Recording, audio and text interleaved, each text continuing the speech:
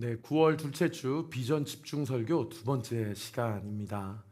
9월 한 달간 강해 설교 루틴을 좀 내려놓고 우리 온리처치의 지난 1년 6개월 동안 하나님께서 인도하신 은혜를 좀 정리하고 또 조직을 재편하고 예배 시간을 통합하고 또 함께 우리가 무엇을 향해 나아가야 될지 또 하나님이 무엇을 원하시는지 우리가 하나님이 원하시는 것들을 온전하게 순종하며 구현하기 위해서 우리가 어떤 마음과 태도로 겸비하여 나아가야 될지를 함께 살펴보고 있습니다. 오늘 예배에 맞춰진 이후에 한 10분 정도 잠깐 브레이크 타임을 갖고요. 여러분들 좀 출출하신 분들을 위해서 좀 다과를 좀 함께 나누고 그 이후에 바로 이 자리에서 저희가 워크숍을 좀 진행하고자 하는데 정말 급한 일이 아니라면 꼭 다 참석해 주셔서 교회 성도들의 마음을 모으는 일에 동참을 해주시고 우리 교회가 앞으로 이런 비전을 가지고 나아갈 때 내가 어떤 부분에 있어서 그리스도의 각 지체로서 하나님이 나에게 주신 사명을 감당할 수 있을까 좀 마음을 모으는 그 시간에 함께 동참해 주시길 부탁드립니다. 스프레드 시트를 통해서 신방 일정을 여러분께 좀 요청해 달라고 말씀을 드렸는데 저 아는 그 형님 목사님이 최 목사 요즘에는 가정신방 성도들 좀 부담스러워해. 그러니까 너무 이렇게 부담 주지 마 이렇게 얘기하시더라고요.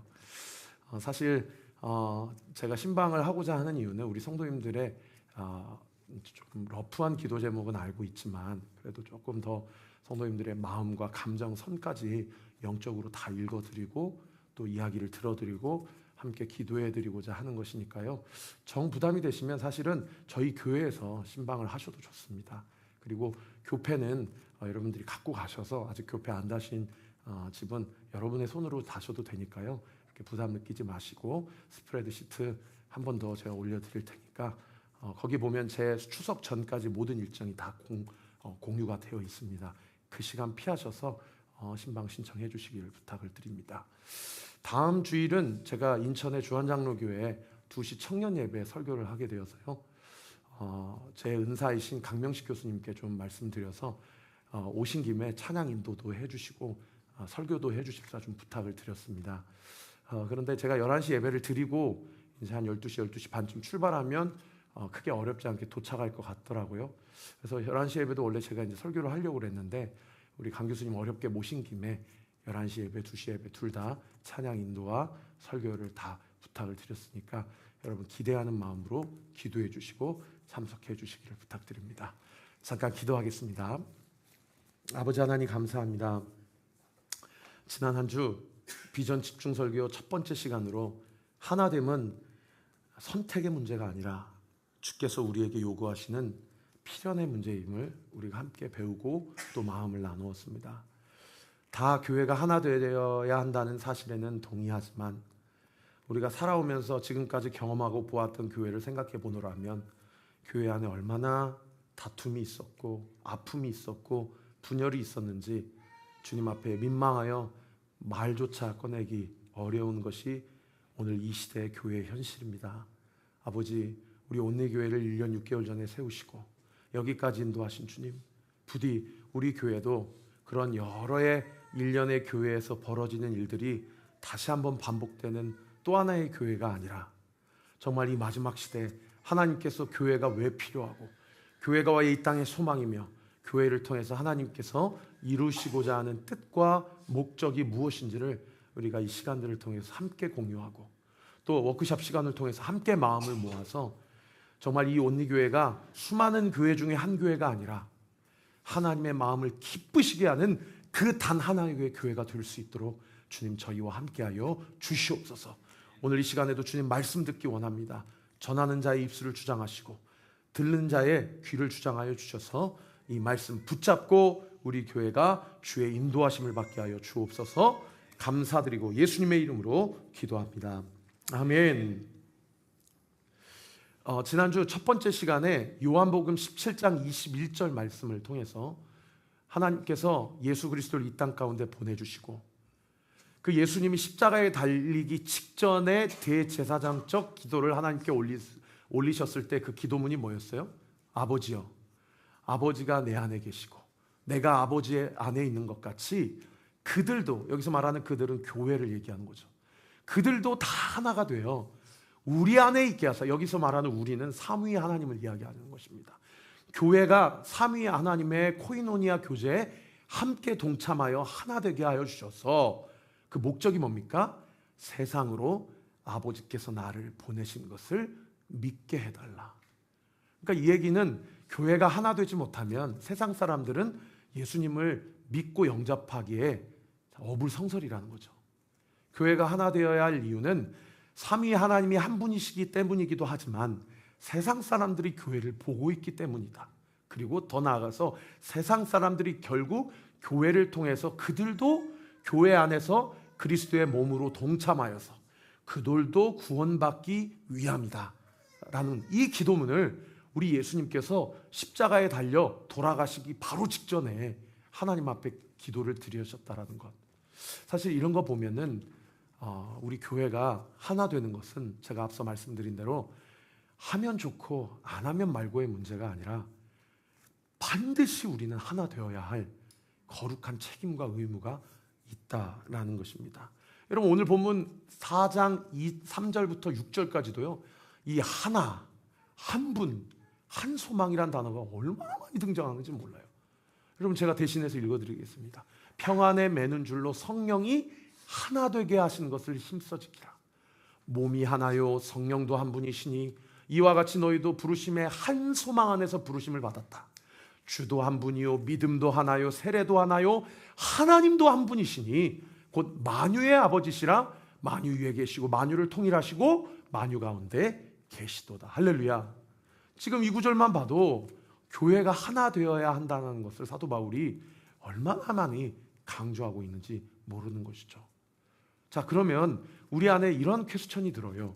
아니 목사님, 사실 누가 교회가 하나 되어야 될지 모르는 사람이 어디 있습니까? 다 마음은 원이로되 현실이 어떤 문제로 인하여서 교회 안에 하나를 이루지 못하고 또 담임 목사님의 또는 목회자들의 어떤 문제로 인하여서 교회가 하나 되지 못하고 또 재정으로 인해서 어떤 도덕과 윤리의 문제로 인해서 교회가 하나 되지 못하고 또 교회 안에 어떤 이슈와 관련해서 그 이슈를 이해하고 판단하는 각자의 어떤 신념이나 자기 판단에 근거해서 교회가 하나 되지 못하고 사실 이런 일들이 이 시대에도 얼마나 많이 일어나고 있느냐 이 말입니다. 어쩌면 우리 성도님들이 목회자들을 포함해서 언젠가 다 주님 앞에 서게 될 때에 너 나의 몸인 교회에 대해서 왜 하나 되지 못하고 왜 하나를 이루지 못하고 그렇게 분열하고 다투고 싸우고 그렇게 하였느냐라고 어쩌면 하나님이 우리들에게 그렇게 책망하실런지도 몰라요. 그래서 오늘 두 번째 시간을 통해서 제가 여러분과 함께 나누고 싶은 것은 하나 되어야 할 당위성은 다 공감을 하시는데 그럼 도대체 어떻게 하나 될 수 있을 것인가에 대한 방법론적인 부분들을 오늘 성경이 하나 되기 위하여 우리에게 어떠한 방법론을 구체적으로 제안하고 있는지 우리가 함께 나눠보고자 합니다. 그 첫 번째가요, 동그라미 1번인데요. 우리 같이 한번 따라해 주세요. 우리의 정체성을 분명히 하자. 시작. 우리의 정체성을 분명히 하자. 자, 우리가 하나 되기 위해서는 내가 누구인지 나의 정체성을 분명히 하자라는 겁니다. 그 근거 구절이 오늘 첫 구절인 에베소서 4장 1절의 말씀이라는 것입니다. 우리 1절 말씀 같이 한번 읽어보겠습니다. 시작. 그러므로 주 안에서 갇힌 내가 너희를 권하노니 너희가 부르심을 받은 일에 합당하게 행하여. 자, 지금 사도 바울이 자기 자신에 대한 정체성을 4장 첫 구절에 이렇게 이야기하고 있어요. 주 안에서 갇힌 나다 라고 이야기를 하고 있다는 겁니다. 여러분 지난주에 에베소 교회가 2차 3차 전도여행을 통해서 어떻게 세워졌는지 제가 다 설교를 했죠. 그러고 나서 그 이후에 4차 전도여행을 통하여 바울은 어디로 끌려서 압송되어 투옥되어 갑니까? 로마로 압송되어서 거기에 투옥이 되게 되죠. 그런데 자기 동료들, 동역자들을 통해서 그렇게 2년 동안 두란노 서원을 지어서 스게와의 7 아들과 영적 전쟁을 벌이고 데메드레오리와 영적 전쟁을 벌이면서 정말 어렵게 영적인 뿌리를 내리고 열매를 맺어서 에베소 교회가 세워졌는데 감옥에 갇혀있는 사도 바울에게 들려지는 이야기가 뭡니까? 에베소 교회가 목사님의 그러한 2년 동안의 영적 양육과 훈련을 통해서 영적으로 하나가 되고 그리고 굳건하게 담대하게 소아시아 지역에 복음을 전파하더이다. 이런 소식을 들었으면 참 좋았을 텐데 자꾸 이방인파, 유대인파, 바리새인파, 헬라파 자기들끼리 여러 가지 이해관계로 싸우고 분열하고 다투고 있다라는 소식을 들으니까요, 사도 바울의 억장이 무너지는 거예요. 그러면서 그 당시에 무슨 종이가 발달한 시대도 아니지 않습니까? 어찌 아마 예상컨대 로마 시민권의 특권을 사용해서 양피지를 구했던 모양이에요. 거기에다가 한 글자 한 글자 눌러 써서 어떻게 세운 교회고 그 교회가 세워지기 위해서 나의 수고는 차치하고 예수 그리스도께서 감당해야 했던 십자가의 수치와 고역과 핍박이 얼마나 큰 대가 지불이었는데 교회 안에서 하나 되지 못하고 그렇게 싸울 수가 있느냐라고 하면서 왜 교회가 하나 되어야 되는지를 한 글자 한 글자 영적으로 눌러 쓴 거예요. 그리고 4장에 와서 에베소 교회 성도들에게 자기 자신의 정체성을 뭐라고 이야기합니까? 세상에 자기를 주 안에서 갇힌 나 바울이라고 이야기하고 있다는 겁니다. 여러분, 표면적으로 보면 지금 사도 바울은 어디 감옥에 갇혀 있습니까? 로마 감옥에 갇혀 있잖아요. 그 당시 최고의 권력자인 로마 황제의 압제 아래 가둬져 있잖아요. 그런데 사도 바울은 자기 정체성을 뭐라고 소개합니까? 나는 로마 황제에게 갇힌 내가 아니라 주 안에서 갇힌 나다라고 이야기하고 있다는 겁니다. 여기 주 안에 갇힌 나를 다른 번역 성경이 뭐라고 번역해 놓은 거 아니? 주를 위해 갇힌 나 바울은, 혹은 주님을 위해 일하다가 갇힌 나 바울은, 이렇게 번역을 하고 있어요. 무슨 얘기예요? 주 안에 갇혀 있다를 주님을 위해 갇혀 있다라고 대부분의 번역 성경이 그렇게 해석하고 있다라는 거예요. 여러분, 교회가 하나 될 수 있는 첫 번째 전제는 무엇이냐면, 우리 각자가 내가 로마 황제 아래 사는 인생이 아니라, 세상 권력 아래 있는 인생이 아니라 예수 그리스도 안에 갇혀 있는 나다.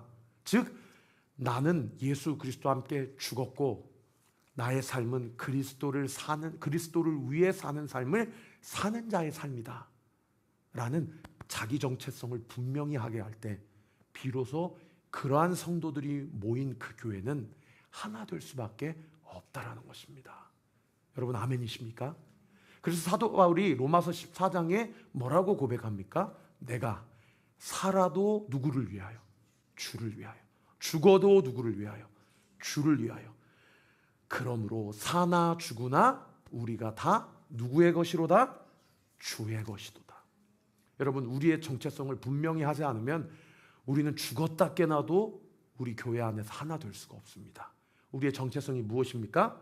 우리는 죽으나 사나 주님을 위해 갇힌 인생, 주님을 위해 사는 자의 삶을 살아가는 정체성을 가진 자들이라는 것입니다. 사랑하는 성도 여러분, 제가 아까 선포한 대로 그러므로 여러분이 지금 겪고 있는 고통, 여러분이 지금 겪고 있는 시련, 여러분이 지금 겪고 있는 투병, 여러분이 지금 겪고 있는 광야의 시간들, 내 삶이 내 것이 아니기 때문에 그러한 모든 삶의 고통과 시련도 다 주님의 것임을 인정하게 되는, 그래야 해서 그 광야와 고통으로부터 자유케 되어지는 은혜가 있게 되기를 우리 구주 예수 그리스도 이름으로 축원합니다. 그렇게 될 때야 비로소 우리가 교회로 모였을 때 하나가 될 수 있다라는 것이죠. 따라합시다. 나는 죽었습니다. 나는 그리스도와 함께 죽었습니다. 나는 그리스도와 함께 살았습니다. 그러므로 나의 삶은 내 것이 아니라 예수님의 것입니다. 믿으시면 아멘. 그런가 하면 두 번째로 하나 되기 위해서는요, 동그라미 2번 우리 같이 한번 읽어봅시다. 시작. 이미 하나 되게 하신 것을 힘써 지키자. 여러분, 오늘 본문 2절부터 3절까지 뭐라고 얘기합니까? 우리 2절과 3절 같이 한번 읽어봅시다. 시작. 모든 겸손과 온유로 하고 오래 참음으로 사랑 가운데서 서로 용납하고 평안에 매는 줄로 성령이 하나 되게 하신 것을 힘써 지키라. 여기 보시면은 내가 이미 죽었고, 아까 1절에서, 그래서 내가 갇힌 것은 내가 갇힌 것이 아니라 그리스도 안에 갇힌 삶이다. 그런 자의 삶은 모든 겸손과 온유로 하고요, 오래 참음으로 사랑 가운데서 어떻게 한대요? 서로를 용납한다는 거예요. 서로를 용납한다는 것은 서로를 받아들여 준다라는 겁니다. 그리고 그렇게 되면 3절에 평안에 매는 줄로 어떻게 된대요? 성령이 하나 되게 하신 것을 힘써 지킨다는 거예요. 할렐루야. 여기 3절 말씀에 계속 보시면 이미 성령이 자기 정체성을 그리스도와 함께 죽었고 살았다라고 고백하는 자의 교회에서는 이미 성령이 하나 되게 하셨어요? 아니면 우리 각자가 어떻게든 하나 돼야 돼, 하나 돼야 돼 하면서 하나 되려고 노력한다라고 이야기하고 있어요? 전자예요? 후자예요? 전자예요. 여러분, 이미 우리가 그리스도와 함께 죽었고 나의 주권이 주님께 있는 것을 고백하고 시인한 자의 모임이라면 우리는 이미 3절 말씀에 하나 되었고요, 우리의 포인트는 하나 되려고 하는 것에 포인트가 맞춰지는 것이 아니라 이미 성령이 우리를 한 줄로 묶어주셔서 하나 되게 하신 것을 힘써 지키는 일에 포인트를 두어야 한다는 거예요. 할렐루야. 그러므로 사랑하는 성도 여러분, 우리 하나 되려고 하지 마십시다. 우리 하나 되려고 노력할수록 제가 분명히 말씀드리지만 우리에게 돌아오는 건 상처예요.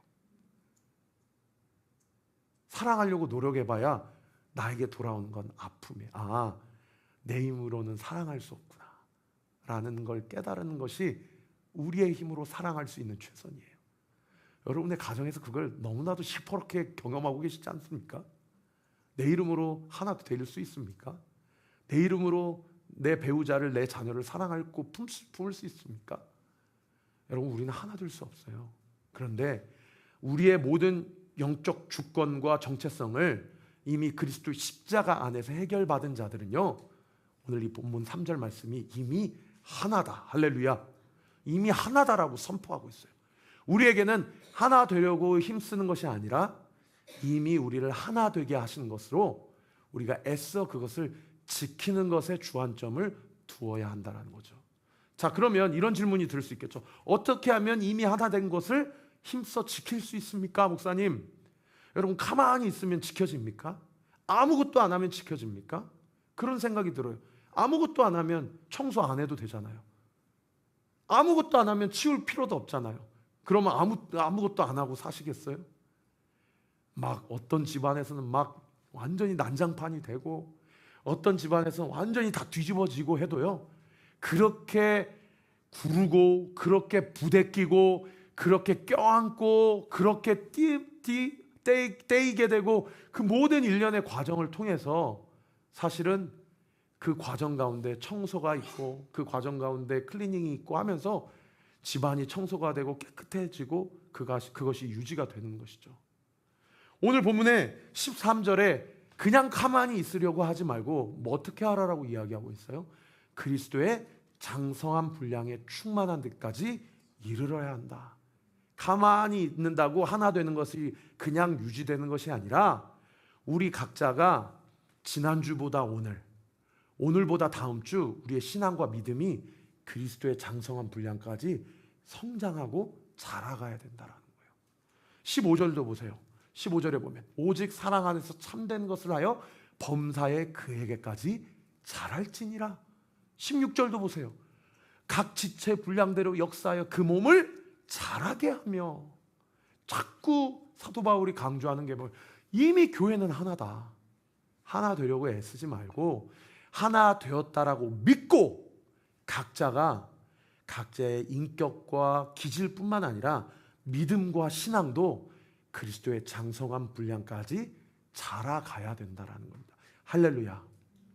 여러분, 우리 온리교회가 예배를 드리면 드릴수록, 우리가 소그룹 모임을 모이면 모일수록, 전도하든지 나가서 버스킹을 하든지 어떤 외부 사역을 감당하든지 하나님이 우리에게 주신 사역을 감당하면 감당할수록 정말로 우리 신앙과 믿음이 머리만 커지는 신앙이 아니라요, 그리스도의 장성한 분량까지 성장하고 자라서, 결국 그 성장과 자랑의 목적이 뭐예요?